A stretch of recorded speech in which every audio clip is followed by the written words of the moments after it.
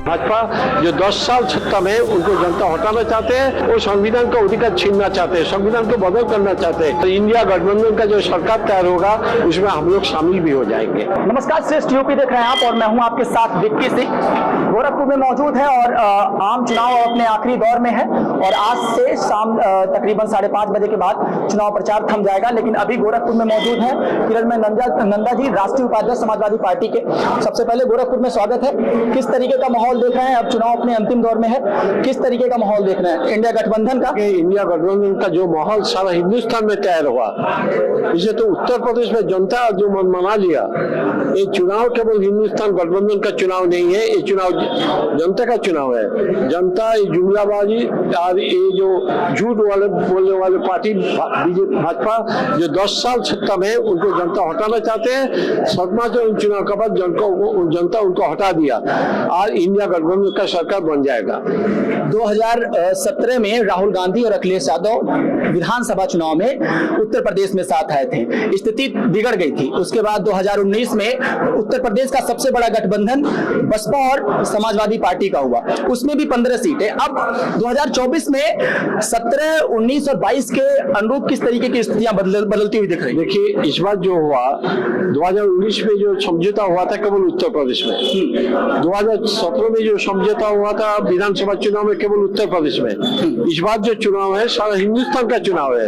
हिंदुस्तान में हम लोग गठबंधन बनाया, इंडिया गठबंधन। और केवल इंडिया गठबंधन नहीं, अखिलेश यादव एक स्लोगन भी दिया हम लोग का समाजवादी पार्टी का राष्ट्रीय अध्यक्ष पीडीए में पिछड़े दलित अल्पसंख्यक जो भाजपा का शासन में समय पर एक का जो है फॉर्मूला अलग होता रहा। कभी लोग अगड़ा का बात करने लगे, कभी लोग अल्पसंख्यक का बात करने लगे, तो एक के साथ कई चीजें चल रही हैं। नहीं, हम लोग पिछड़े दलित अल्पसंख्यक तीनों बात हम लोग कर रहे हैं। जो पिछड़े है, जो दलित है, जो अल्पसंख्यक है, जिसके लिए बाबा साहेब अम्बेडकर संविधान बनाया, संविधान में अधिकार दिया, वो संविधान का अधिकार छीनना चाहते हैं, संविधान को बदल करना चाहते हैं। यही सबसे बड़ा मुद्दा है। हम लोग का संविधान रहेगा, सबका अधिकार रहेगा, और संविधान का अधिकार छीन लेंगे तो कोई पिछले अल्पसंख्यक दलित का कोई अधिकार नहीं रहेगा।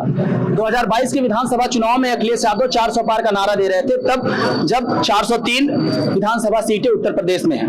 अब अगर भारतीय जनता पार्टी पूरे देश में 400 पार का नारा दे रही है तो इंडिया गठबंधन को क्यों तकलीफ हो रही है? देखिए, 400 नारा देना और 543 नारा देना एक ही बात है।